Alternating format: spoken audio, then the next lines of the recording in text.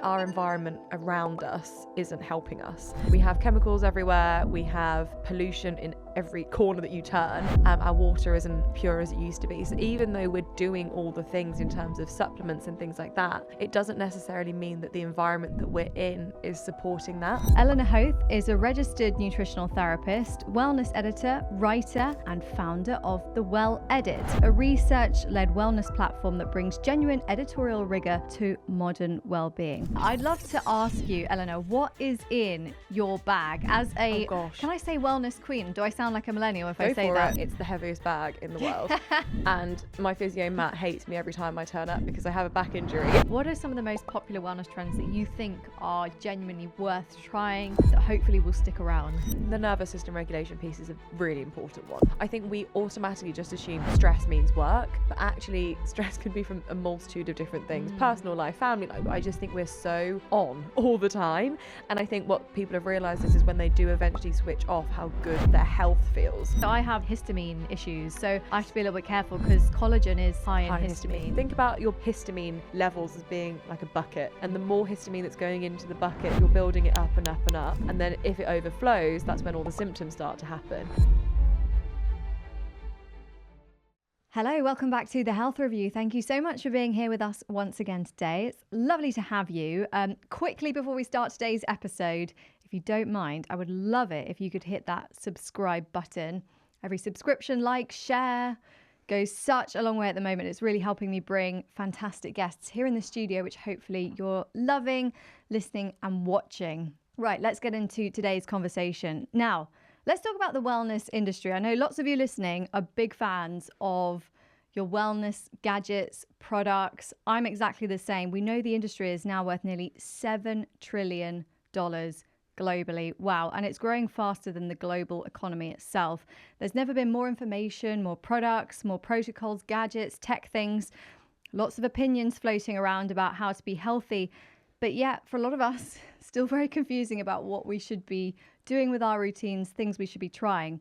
Well, today, my guest is someone who lives right at the heart of that world and has spent years trying to make sense of it.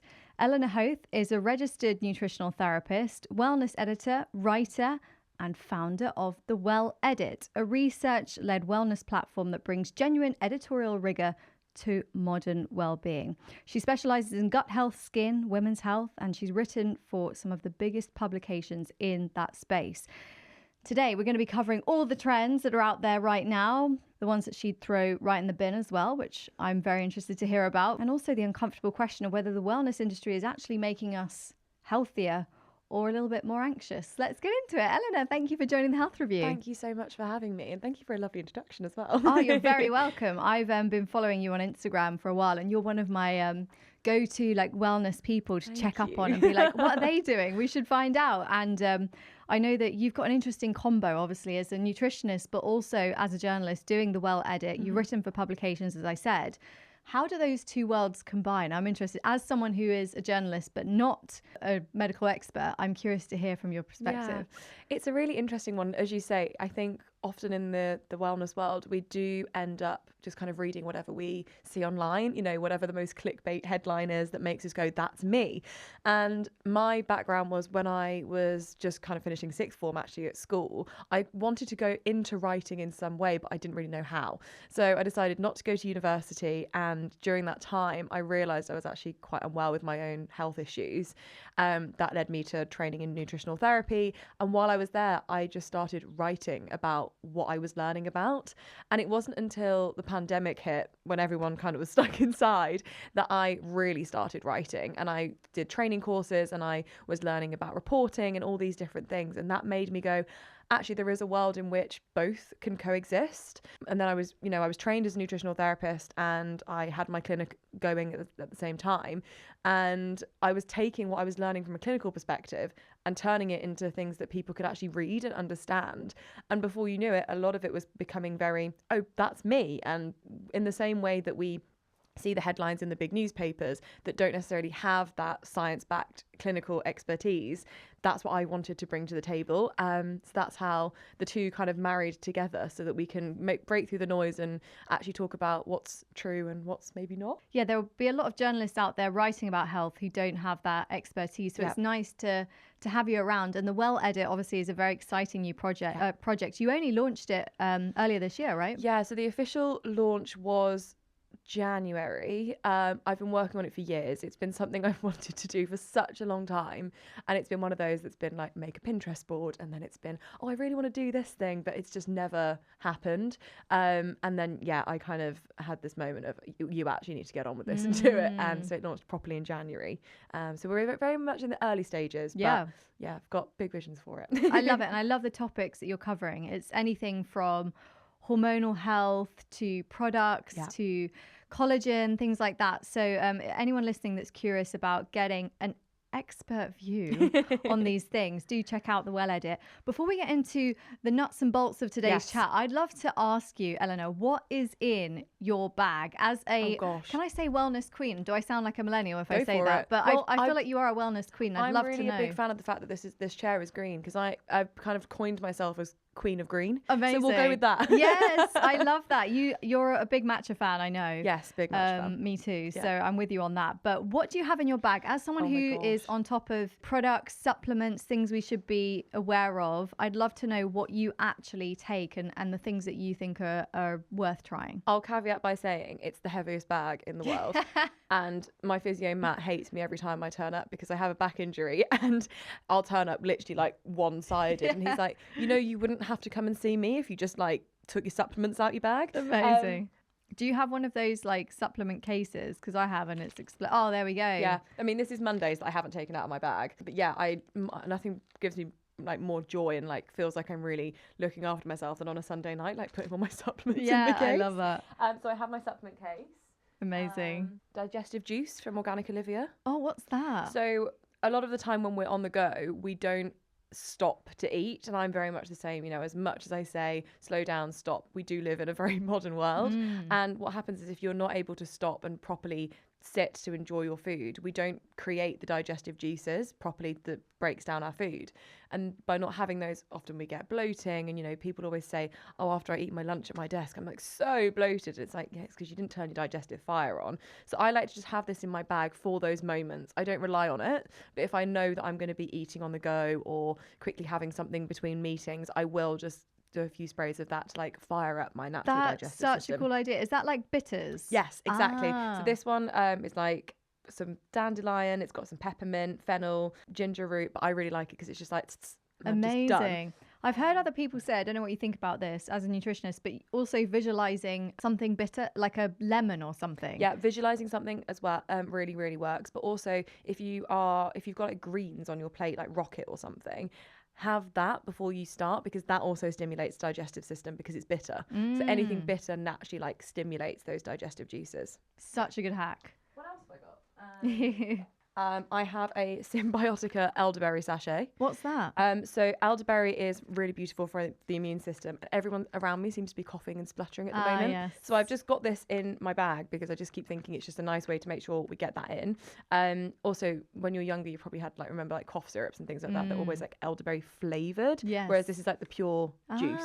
Great to know. I have my Clinisoothe. When I get the tube, I always have this in my bag to just like spray over my skin. It's like my holy grail skincare product because it's like cleansing your face every time you spray it. Amazing. And I quite like that I can put it over makeup and all that kind of thing. Does it like hydrate your skin? Hydrates, but it's more for like the cleansing action. So I can never pronounce the word properly, but it's hydroperchlorous spray. I probably have pronounced that really wrong. But it's basically a way of like cleansing and purifying any bacteria just off the skin. And right. I probably get through about 6 bottles of this a month. Like it's a bit ridiculous. No way. Okay. And they're kind of like dotted in different handbags, overnight bags. Would you recommend it for a long haul flight as well? Yes, like every hour. Wow. So will it help with that acne? Is that exactly? I mean, with my background being skin, I got into it because my skin was really bad when I was younger, and that was just something that, as well as making sure that you're supporting internally, it was like also treating topically. Yeah. And that was one of the things that I discovered years ago. And I think more and more people have found out about it from like always wanting to keep skin clear.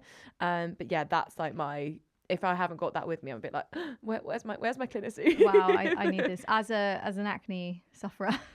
It's just like that thing of like, especially after a sauna when you've like sweat. Yeah. And even though you wash your face and you cleanse, I just always just spray it over just to make sure that the sweat and the bacteria after the gym, anything like that. You can either spray it onto a cotton pad and like wipe. Yeah. I just like to spray it on top.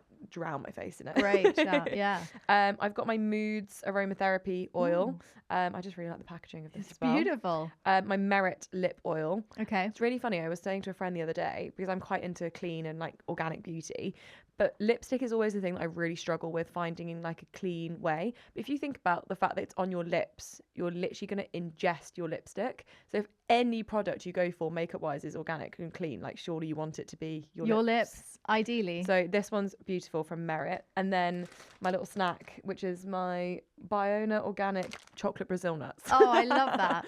Two good things. Yes, just the best, and like great source of selenium, chocolate fix sorted.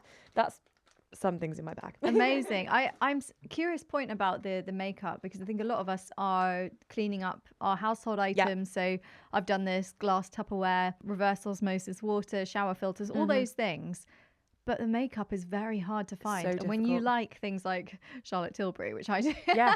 Oh, I was the exact same. It's so hard to try and find things that are just as good. And what I've realised now is actually, before, I think when I first got into the industry, like the clean beauty, as you can call it, was kind of a bit hippy dippy. Yeah. Whereas actually now people are waking up to the fact that like they want it to be lovely. So then they are making like quote unquote sexier brands. Like Merit is a perfect example. I also really like Era Perez makeup is really, really nice. Just things that actually feel like, oh, this is really indulgent to use. But also there's a few makeup brands like Kosas, for example. They don't talk about the fact that they're clean, but they are. So like things like that as well, I just think is a really nice way to include them. But yeah, it is really difficult. I've still got a few palettes and things like that. Like you can't part me from my Charlotte Tilbury eyeshadow palette, but I'm not using it every day. Yeah. Every day and every evening maybe. But it's one of those things that it's finding the happy balance. And sometimes if you want to use a bronzer that is a little bit higher on the scale, then that's what you go for. But then if everything else around you is not, it's fine. Lots of people are obviously using that app, Yuka, or other ones where you can scan the products to see. For me, I'm one of those annoyingly like highly sensitive people who gets very reactive to stuff. So I don't even need to use it. I can tell you if a product is full of stuff, because I will literally feel weird after putting it on. I'm like that with household detergent. So I will know, and if my mum gets so annoyed with me, because if I go home I'm like, you've swapped back to the normal stuff, because I'm like, I can feel it, and she's like, oh, like it's fine, and then it makes hotel staying a bit of a nightmare. But yeah, I'm the exact same. I can like sense it, and it's the fragrance, isn't it, really? You kind of know. Like, I don't think that's pure. There are people out there who don't, and I just feel like some of us are unfortunately in these very sensitive bodies, which makes life a bit more challenging. Just so pure that we can really feel it. Yeah, like the canary in the coal mine. I'll tell you if something's actually not good for you. Definitely. I'll know in about 2 minutes. I'd love to talk to you about the wellness industry as a whole. The global wellness economy hit $6.8 trillion. That was in 2024. That's a big stat. I mean, in 2024, it feels like things have changed quite rapidly, even in just that short space of time. Projected to reach $9.8 trillion by 2029, growing faster than the global economy itself, which is incredible. That's quite scary. Are you excited by this growth? Are you worried? What are your thoughts? I'm excited by the fact that it will mean that everything becomes a lot more accessible.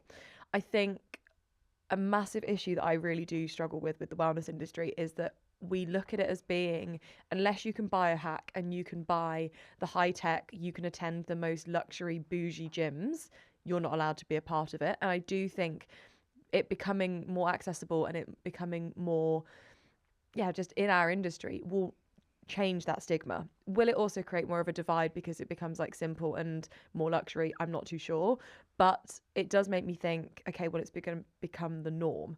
On the flip side of that, I do also worry that the wellness industry will become too money driven.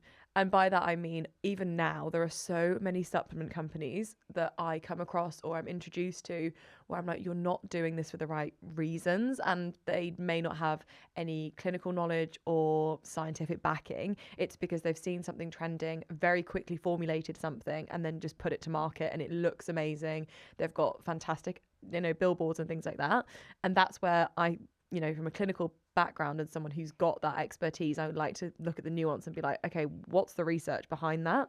So I'm excited that it's going to become more accessible, but I also just worry it's going to also drive the wrong idea of the industry. Yeah, I completely get that, because it felt like the biohacking world was all the tech bros, the Dave Asprey's, the Brian Johnsons for a long time, and now that has shifted, and we are seeing pop-up saunas all over the place and things which are, it's very exciting. But it's concerning, do you think, with the supplements in particular, that there are so many unregulated supplements? Also the peptide market. I mean, we can talk about peptides in a bit, but like, it feels like that's not fully regulated yet. A lot of people are just buying them and just trying them out. And that's quite a bold thing to do, isn't it? Yeah, I think it's also one of those things that people are buying them, expecting them to be miracles, but not doing the rest. I had a really interesting conversation with someone the other day and we were talking about peptides. And she was like, what are your thoughts? And I was like, well, unless you're eating well, sleeping properly, doing all the things and, moving your body, it's not going to do anything. So what's the point in jumping straight to the extremes if you're not doing the basics? And it's the exact same with the biohacking world. We see people that are going for these crazy routines. I'm like, oh, okay, but like, what did you eat today? And it's like, it's two extremes. It doesn't, like, no one seems to do the happy medium. As a nutritionist, when you see influencers, posting about the carnivore diet or like, I tried this supplement, it got rid of my endometriosis or whatever it is, there's a lot of that knocking about. How do you feel when you see those kinds of... It really irritates me. Look, I do content myself, but I think the important thing to be aware of is when you're looking to follow someone is like, what is their education, I guess, is the way to look at it. But also, what are they claiming? Because if they are saying it healed my ex, did it? Can a single supplement do that? Don't get me wrong, there are so many supplements that can promote things and really support in something, but there is nothing that's going to heal in that way. And I do think that we just need to step back a little bit and kind of curate our feed around people who have, I love following influencers and being inspired by them and seeing what they do. But I also like to make sure that I've also got a few people in my feed that are talking about the science and understanding about like the science papers and the clinical backing to make sure that you've got that perfect balance as well. We know that the nervous system is such a huge focus. 2025, 2026 feels like the sort of buzzword. So many people are focusing on how they can slow down. It's something we talk about a lot on this show, like going back to, our evolution and trying to tap into some of those things. Why do you think people are yearning for that so much? It's interesting because I think, looping back to what we were saying before about the super crazy routines, I think people have realised that actually their body just needs simplicity. And we live in a world where we are now always on. Even the fact that today I've got back-to-back meetings, we're doing this, and I felt the need to put on my emails like, oh, by the way, I'm really busy if I don't get back to you. I just think we're so on all the time. And I think what people have realized is when they do eventually switch off, how good their health feels. Not even just their like sleep and things like that, but actually their state of being is just calmer. So I think people are able to understand what it feels like to feel good when their nervous system is calm. And we see people going crazy and doing like silent retreats and things like that, which can be really helpful, but also just the simple things again, like going for a walk without any headphones and just like being present, processing your thoughts, taking a deep breath. We're always shallow breathing, like things like that people kind of go, oh yeah, I need to just tune back in and remove the noise a little bit. I think as well, we've almost become a little bit robotic. We just repeat the same thing every single day. I even thought about it this morning when I was on my way here, and it was kind of peak rush hour, and I was on my way and I was just kind of like looking, and I thought, we're all just doing the same thing every single day. Get up, put clothes on, leave the house at the same time. And while routine is beautiful, you also need that fluidity and that flexibility of like, yeah, as you say, what do I want to do? Or like, those different things. And it's not to say that everyone needs to go for like a silent walk in the park or anything like that, but find your thing that makes you go, this is what makes me feel good. Yeah, absolutely. I couldn't agree with that more. McKinsey did a survey and found that wellness is top or important in terms of priorities for 79% of people in the UK. Yet public health outcomes in the UK we know are getting worse, more chronic health issues. How do we reconcile with that? Because it does feel like the wellness industry is growing and booming, and there's more and more things available, more supplements, more testing things, more gut health, testing. But people are not necessarily getting more healthy. Yeah.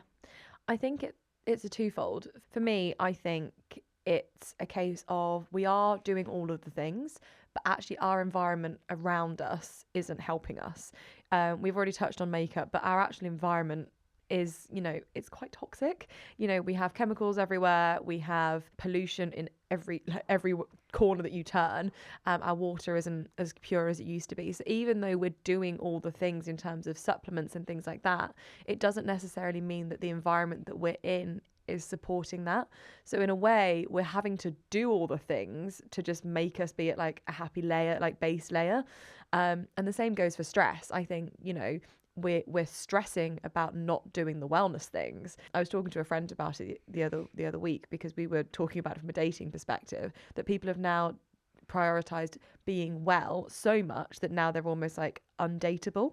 And it was one of those things that we were kind of saying, is it because everyone wants to get up and go for their long run in the morning, or is it because people are just like, if I don't do this, I don't feel good enough to be my best self? And it's like that constant, finding the happy balance between being your best self but also enjoying your life every day. Are there like wellness enthusiast dating apps? There must be. Do you know, I don't actually know.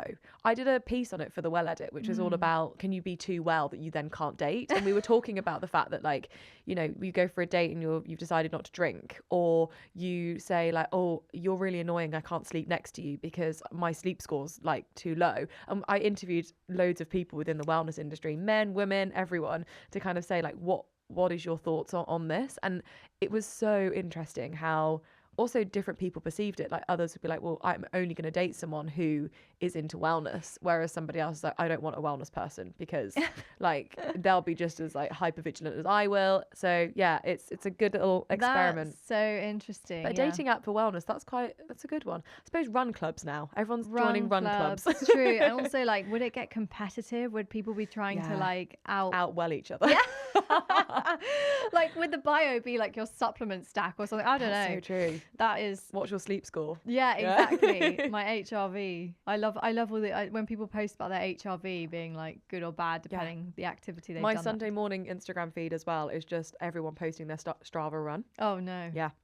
Oh. Yeah, everyone. It's just like pictures of legs and their Strava, which I love that. I think it's amazing that everyone's going outside. And also, pubs are empty, but the coffee shops in the morning are just full of people running and having coffee. Yeah. So like we are really seeing a change in the way that we're socializing. But then I also think we need to make sure we have the happy balance of like 80-20 is my rule. So you've obviously written, as I said, about a lot of different things, matcha, hay fever, gut health, all sorts of things that are cool. What are some of the most popular wellness trends that you think are genuinely worth trying, listening to, that hopefully will stick around?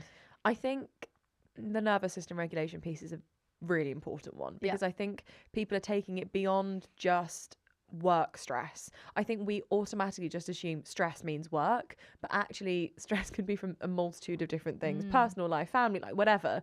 And I think people are really starting to notice that.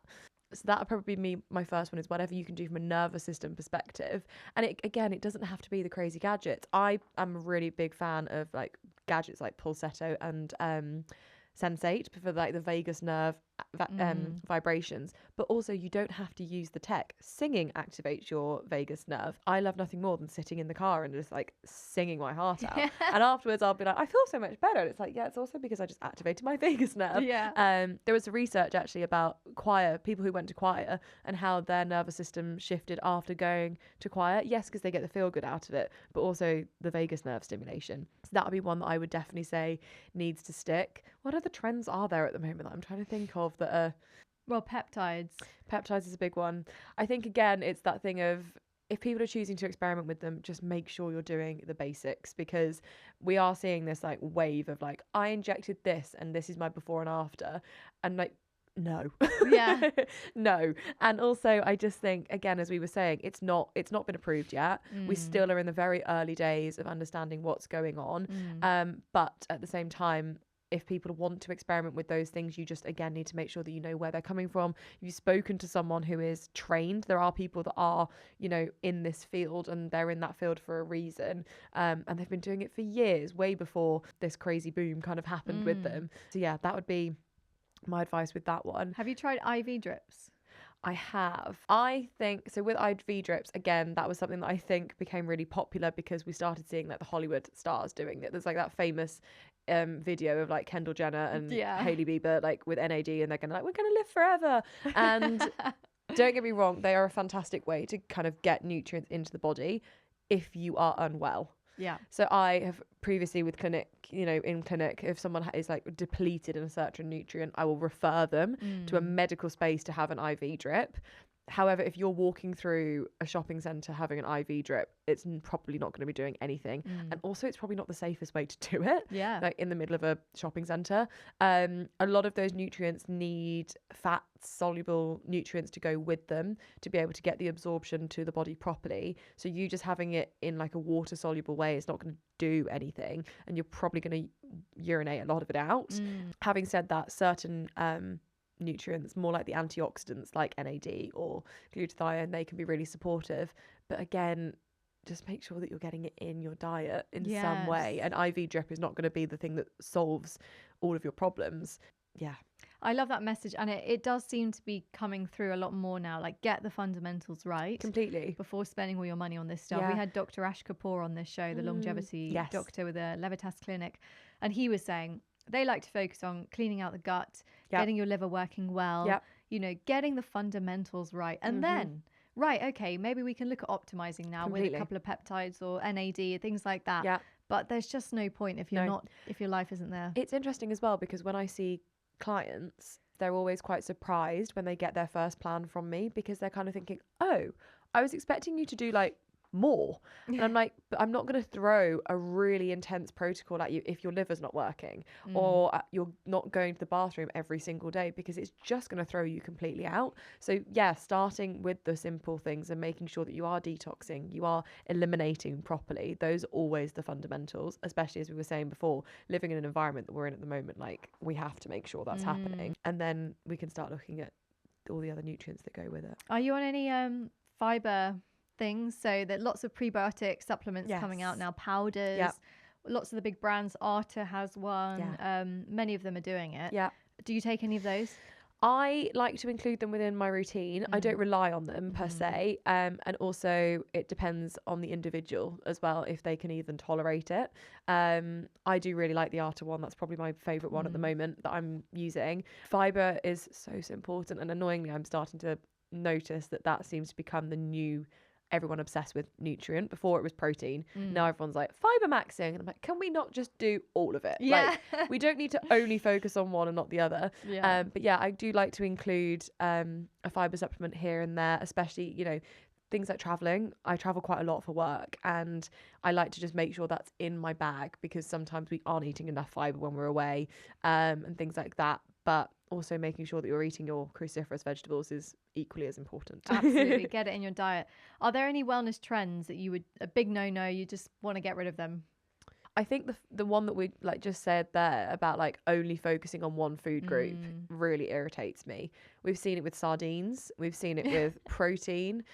Now we're on fiber, and like everyone's only eating one food. And actually we do need all of them. So that would be one of just kind of getting like rid of. And maybe to some degree the parasite cleanses. There's a space and there is a time for those types of interventions, but when you're working with a practitioner or you're working with someone who knows what they're doing, buying a cleanse online and swallowing things that they tell you to swallow is probably not the best idea to do without medical or like practitioner intervention. But yeah, I've seen it so much on TikTok, people being like, I did this parasite cleanse and look what came out of me. And I'm like,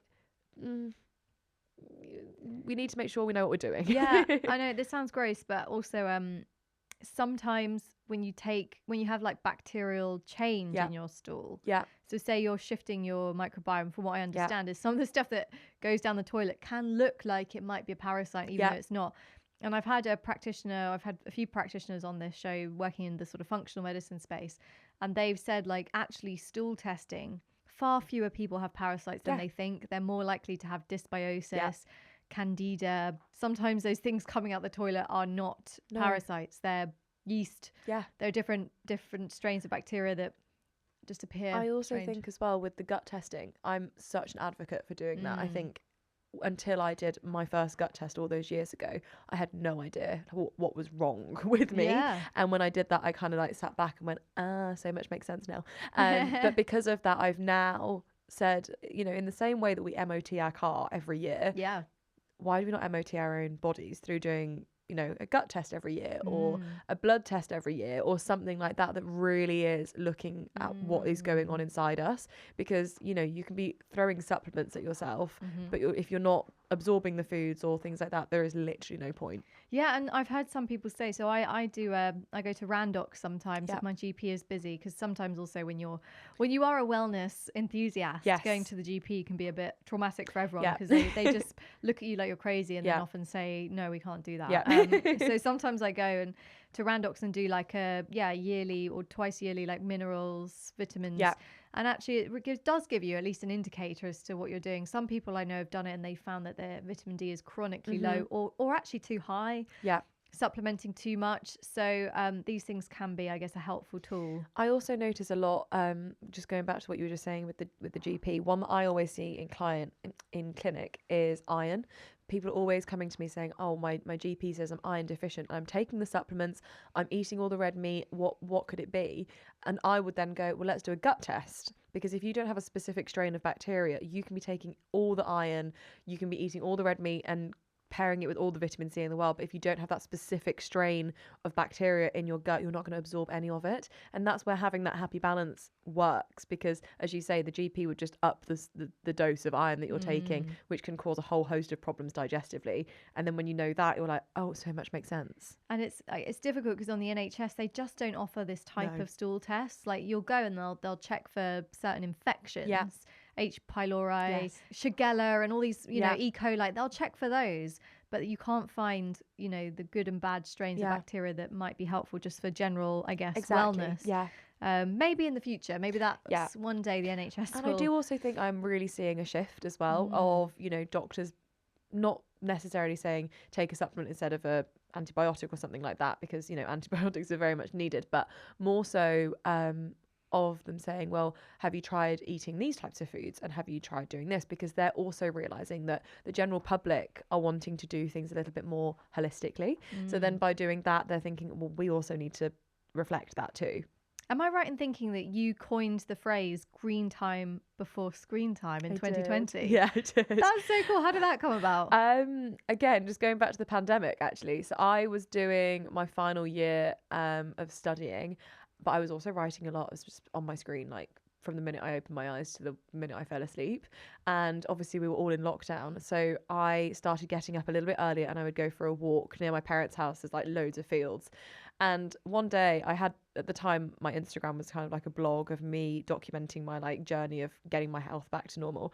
And I just like posted it like green time before screen time. And then I was like, oh, that sounds quite good. And then I just kept doing it. And then people started to do the same. Amazing. And they would then send it to me like, oh, I just got my green time before screen time. So yeah, I coined it in 2020. And now we have like caps. People buy caps that say green time before screen time. Amazing. I've trademarked it because I'm No like, that's my thing. And yeah, as like self-proclaimed queen of green, I'm like, okay, that's my thing. It's so important to me to have that green space. And for me, it was all about resetting my circadian rhythm.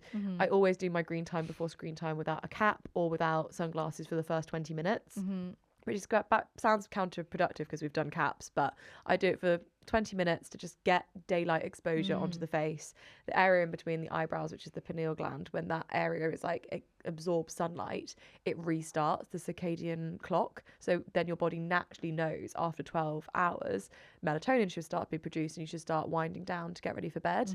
So yeah, they say a good night's sleep starts in the morning. But So are you trying to get sunlight when you wake up? yeah, first thing in the morning. And it doesn't happen every day. You know, days like today, I was very much like up and out the door. But what I will do is if I'm on the train, I'll like stand and kind of make sure that I'm like looking towards the sun while I'm waiting for the train. Or yeah, it doesn't have to necessarily be walking through green space. It just needs to be being in nature first thing in the morning to just really restart your circadian rhythm. And people do say that even when on a cloudy day, it still is effective. And I think a lot of us think, well, you know, there's no sun, it's not going to work. But actually, it's just the light, isn't it? The quality of light. And I was previously working for a company and their head office was in Australia. And when I was having to do calls on the Australian time zone, I would literally like do my calls and it would still be dark outside. And then I would literally be seeing the sun rise as I was like on a call. And then I'd literally just stand outside and like just stick my head out the window just to be like, I just need daylight to be like, now you can start the day. And it's just a perfect way. And you know, we sit in stuffy rooms all day every day and go, oh, I just need some air, but also you just need some sunlight. We're just plants. I tried a sad lamp for the first time this year over the winter, because obviously the winters are bleak in the UK. They're so bleak. I don't know if it is a company called Lumi or something. And I love my Lumi. Yes, and they are Cambridge scientists backed. Lots of research they've been going for a very long time. So I tried theirs, and actually I do think it made a bit of a difference. Like I did feel more alert in the mornings. Yeah. I've had their alarm clock for I probably also bought that around the same time as Screen Time before Screen Time started. I must have had a real like sort your sleep out. But I bought the alarm clock all the way back then and I've bought another one since. But also they do a vitamin L, I think it's called, in the winter is like a go-to, because it is literally just like a panel light. And what I tend to do is when I'm working like long hours and I'm on my laptop, I'll just put it behind the laptop so that you still feel as if you're getting that sunlight or daylight. And the same with when I'm traveling, if I need to like reset my body clock to be whatever the time zone is, I'll use it then, just like fold it flat pack and put it in my suitcase. Yeah, that's such a great shout. It's a really good shout. I think we underestimate how important these things are for our health. I'd love to ask you about collagen. Yeah. Collagen, it's like had so many moments everywhere right now. It's been one of the biggest supplement stories the last 2 years. Boots reported almost 2 million collagen products sold 2025. Quite a lot. Science on whether it's ingested, whether it actually reaches your skin when it's ingested, still kind of a bit of a grey area. I have interviewed people about collagen. I've had Anita, the founder of Totally Derma, on, and she has a type of bovine collagen which has been studied to suggest it does help the skin. Others maybe not so much. What do you think? I am a fan of using collagen. I use it also because I'm aware that everyone sees collagen as it being what stops you aging from a skin perspective, because we all obviously care about what we look like. And when we get to the age of 25, naturally those collagen stores do start to deplete. So whatever we can do to get the collagen in is going to be beneficial. Having said that, collagen is also really useful for things like joints. It's also really good for making sure that muscles and bones are supported. It's not all about what happens with our skin. And also it doesn't come from a powder. It also comes from food. You know, lean sources of protein like chicken, turkey, you know, eggs, things like that. They're full of amino acids, which collagen is. Collagen is an amino acid. So including those foods in the diet is also really, really important. And actually, if you're not including those foods, taking a collagen supplement is not going to do anything, because you're just going to be kind of covering your base layer protein. The collagen comes in as like the additional to support with building, you know, healthy skin structure and bones and ligaments and things like that. Also, I think it's really important to work out where you're putting into your routine. I personally really like the one I'm using at the moment is from Ape Nutrition. I like it because it's all through variations of collagen in the formulation, but also there's no taste to it. It's really easy to just like put into a matcha. But what I like to do is take it alongside a vitamin C source. So whether it's like my elderberry sachet or a literal vitamin C capsule, or having it alongside an orange or something like that, because the vitamin C is going to help with the absorption and the upregulation of the collagen in the first place. This is where it gets confusing with supplements, because there are like things you can do, like they say with vitamin D, fats are good. Yeah, so collagen, try and have some vitamin C alongside. Maybe you might see better results, I'm guessing. It's again, it's just making sure that you've got that base layer, and then using the collagen as a nice little supplemental extra. I do take collagen. I don't take it every single day, but I do use it because we've reached that age where it's falling off a cliff. I'm so sad about it. And also I have histamine issues, so I have to be a little bit careful because collagen is high in histamine. And especially right now, there are times of the year I'm very full of hay fever right now. Yeah, me too. Can't tolerate collagen right now because my histamine levels It's are really... really interesting, isn't it? Because people just assume that histamine means hay fever, but there are so many other things. You know, the amount of ladies that I see with menstrual cycle issues, and I'm like, it could also be histamine, and then I don't get hay fever. I'm like, no. It's also because of estrogen. Yes. And it could also be because you're taking collagen. It's like all of those things that all play into each part. I had a client who was struggling really, really badly with PMS, and she never used to have hay fever. But at the same time the PMS started, so did the hay fever. And when we started to like unravel everything, it was because her estrogen was a little bit all over the place. So we pulled all that back down using tailored supplements and things like that. No PMS and no hay fever now. So smart. I think with histamine, it's a big thing for a lot of women in particular.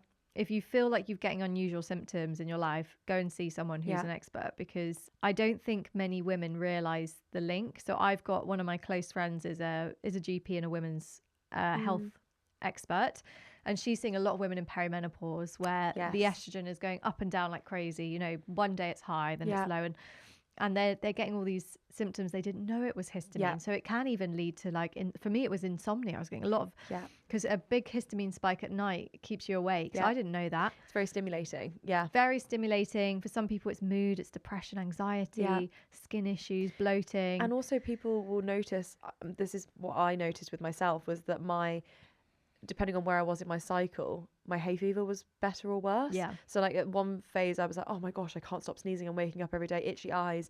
And then the week after I was like, oh, I've got no hay fever. And it was literally because of where my estrogen levels were.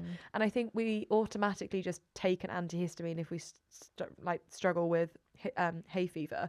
But actually it's about kind of, again, coming back to the basics to make sure that your body is eliminating the histamine. I always say to clients, and my younger sister struggles so badly with it, and I always say, think about your histamine levels as being like a bucket, and the more histamine that's going into the bucket, you're building it up and up and up, and then if it overflows, that's when all the symptoms start to happen. But the way to drain that histamine bucket is by making sure you're detoxing properly, whether that is through daily bowel movements, urinating, saunaing, just supporting your liver, will mean that bucket empties, so it won't explode and then you get all of these symptoms. Yeah, and it can be so debilitating. I was having I thought I was doing the right thing. I was making kombucha at home, kimchi, all these fermented it's histamine things. Central. And it didn't realise that they were so high in histamine, having my collagen, and I was feeling absolutely awful. And it's really frustrating because all of the things that we enjoy the most in the summer are the highest in histamine. Alcohol, strawberries, all of chocolate, collagen, matcha, all of it. Honestly, it is the hardest diet. I've tried all the diets because I was having gut issues. I've tried the low FODMAP I've had to do for a while. I tried, gluten-free, dairy-free, all the things. The one that's the hardest for me is low histamine diet. So getting on top of it is quite life-changing when you manage to. It definitely is. Yeah. I have absolutely loved having you in the studio, Eleanor. So one wellness trend that could define the next 3 years that you think might be on the way. Anything come to mind? I think we're going to see a change in the way that we look at aging. I think we've become so obsessed with not aging that we've almost realized that actually it's inevitable. And I think we're going to now start to look at aging well, gracefully and naturally, rather than trying to prevent it ever happening. That's probably the one that I would notice, also because of working a lot with alternative therapies in terms of, instead of Botox, people having facial acupuncture and things like that. But also really niche one, but I think people are going to start using eggs as an alternative ingredient for a lot of like baking. I think it's really random, but I've noticed it in the last couple of months. I've been looking at trends and I'm like, oh, people are doing like egg chips rather than like, do you remember before it was like plantain and like all of those different things? Yeah. Interesting. That's a good shout. Yeah, I guess people are interested in the choline now. Like the messages got out about that. That's really cool. I'm gonna look out for that. For people who are interested in seeing you. I'm going to Yeah. link the Well Edit in the Thank show you. notes. Where can people find you online? So obviously with the Well Edit, which is thewelledit.co.uk. And then my personal site is eleanorhoath.com. And I'm also on Instagram at eleanorhoath_. I've loved this chat It's today. been Thank so you great. so much. I've absolutely loved it. Thank you for sharing all of your amazing insights. Thank you for having me. I love what you're doing, and I can't wait to read more content on the Well Edit as well. I'm going to keep up to date with your newsletter as well. There's lots going on, so very exciting. Thank you for coming on the Health Review. Thank you so much for having me. It's been amazing. Thank you.